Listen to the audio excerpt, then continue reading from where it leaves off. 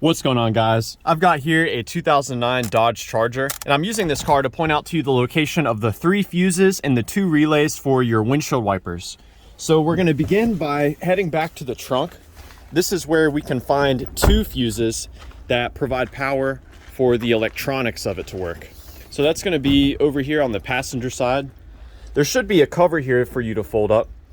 And we open up this box by pushing in on the tab here and lifting upward.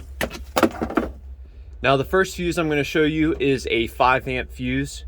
This fuse provides power for the rain sensor if you have one equipped. So that's going to be this one right here. You can just simply remove it with some pliers here. So that's that. Now the next fuse provides power to the steering wheel control module. That's the module that takes input from your windshield wiper switch. So that's going to be this 10 amp fuse right here. That fuse is especially important for you to check if none of your controls are having any effect. Now we can move under the hood. This is where we will find the 2 relays for your windshield wipers, as well as the main windshield wiper fuse.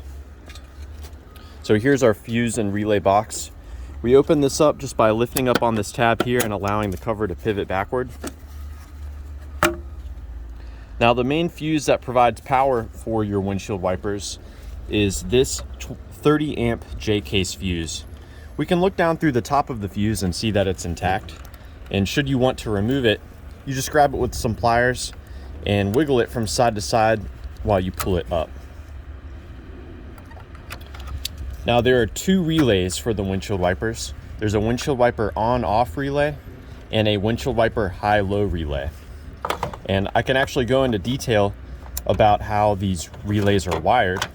But before I do that, I want to give you some basic troubleshooting steps for you to check if one of your wiper arms is moving and the other one is not. So let's say that the passenger side arm is moving, but our driver's side arm is not in motion. What you'll want to do is go to the wiper arm that's not in motion and pop off this cover on the wiper arm. You can see a nut here, and you can try tightening that down. Sometimes the nut will get loose, especially if a lot of ice accumulates on your arm. Other times your wiper arm will get stripped. And if you tighten this nut down all the way, and you can even see that the nut is rotating when you have your wipers on, but the arm is not moving, well then you know that your wiper arm is stripped and must be replaced. Now let's go into detail on the wiring of these relays. So I will mention too, my favorite way to troubleshoot these relays is to have the wipers turned on, and I'll actually tap on the relays. Sometimes relays get stuck, and just by tapping on them you can get them to start working again. But let's take a look at the pins. I've got them color coded here, and I can go over in detail what each pin does. So I mentioned there is the 30 amp Jks fuse here that provides power. That power comes through on 3 different pins. So these 3 pins here in a row that I've got painted in red, those should all receive power from this 30 amp fuse. Now let's start with the on-off relay. There is a constant ground present here, and this blue pin receives power from the computer. When the computer wants these wipers to turn on, it will provide a ground signal here. This will cause our wiper on-off relay to engage. And when this relay engages, it takes power from this pin and sends it into this pin. This pin carries power over to the high-low relay. This relay dictates whether the wipers are at a high or a low speed. In the default setting, the power comes in through here and is sent to this pin. When the computer engages this relay, it does so by providing a ground symbol here.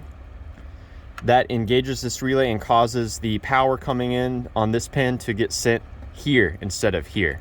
So no matter how this relay is operating, power will be sent either to this pin or to this pin. Both pins here carry power to that windshield wiper motor. Now a way to test the motor directly, knowing that these 2 pins carry power to that motor, is you can find a wire and you can hook it up to the battery power here, and you can send power directly to the motors yourself through either pin. So doing this should cause the wiper to turn on. If you do send power to either of those pins and the windshield wiper does not turn on, then it's very likely that your windshield wiper motor has failed. So yeah, I hope that this information has been helpful for you and a good starting point in troubleshooting issues with your windshield wipers on your Dodge Charger. One other thing I can mention, the windshield washer fluid pump, there is no fuse for that. It receives power directly from the computer. So yeah, please do let me know down below if you have any questions or any advice. Thanks for watching.